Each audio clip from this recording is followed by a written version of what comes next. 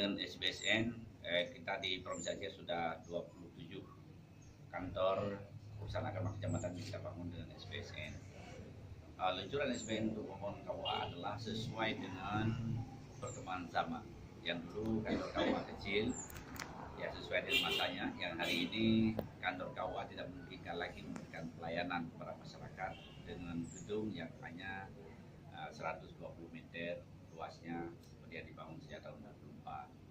KUA yang terbaru yang kita bangun hari ini dia punya standar minimal tanah itu 400 meter minimal ya, tanah 400 meter dengan luas yang cukup. Yang di situ juga bukan hanya untuk tersedia ruang nikah, tapi juga ada ruang pembinaan manasik haji. Maka gedung ini juga berubah karena digunakan oleh SBSN yang dulu kayak kantor urusan agama kecamatan, hari ini berubah balai nikah dan manasik haji kantor urusan agama kecamatan. Karena di tempat ini juga harus memberikan layanan kepada masyarakat berupa manasik haji.